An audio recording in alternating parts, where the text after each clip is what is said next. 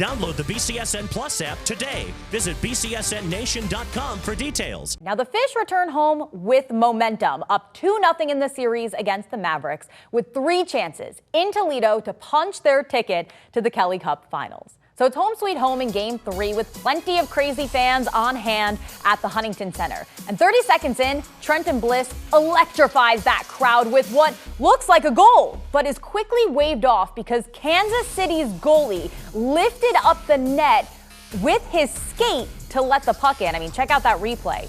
Wild. Not something you see every day. So instead, the Mavericks then break the ice with Casey Carew lighting the lamp off a rebound. Kansas City would score 4 straight goals to take control. So jump to the third period now. Toledo finally finds the back of the net. Billy Moskal scores through the chaos to get on the board after yet another KC goal. Carson Bantle would bury another in close range, but that was about it for Toledo's offense tonight as the Fish fall 5-2 in a game that felt littered with penalties. Well, I mean, they own the special teams tonight, and it's such an important part of the game, and we just some of the penalties I really didn't like, and so I mean we have to be responsible. They're a talented group over there, and we need to make sure that we're not giving them free offense. We've got a day here to get ourselves back organized, and I think the building's energy was phenomenal tonight. It might have made us a little bit over emotional at times, so it's something we'll definitely learn from. We've been in this situation before. Matt Melzak and Simone Denis discuss what went wrong in Game 3.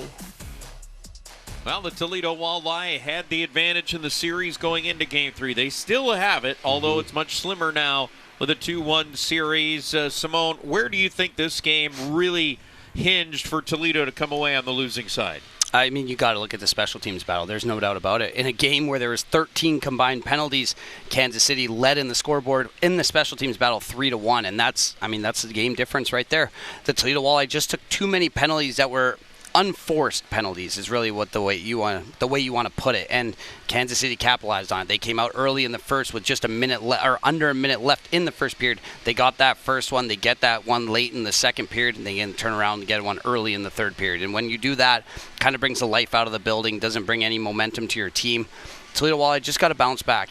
There are things that they can very much correct, but these are little things where if they continue to play their game 5-on-5, I think there's no doubt that they're going to be just fine in this series. As it still felt like when the teams were even on the ice that Toledo would control the play, right? Yeah, no, I absolutely agree. And I mean, you see the opportunities they had there. The Ambrosio chance early on in the game there, the Sawyer one off the post as well. 5-on-5, this team is definitely outplaying Kansas City, and I think they've proven that through 3 games in the series, that they are the superior team in that situation.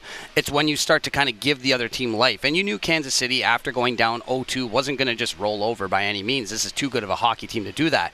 But when you give a team like that has so much skill, more and more chances, eventually they are going to capitalize. And they did so with 2 power plays, but they only had 2 in Game 2. So then you turn around now tonight, you give them 7 opportunities. A team like that is going to make you pay for it, and they certainly did tonight. Yeah, it's a team that won 26 games on the road during the regular season. They know how to win on the road for Kansas City. Toledo better be ready for Game 4 coming up Thursday.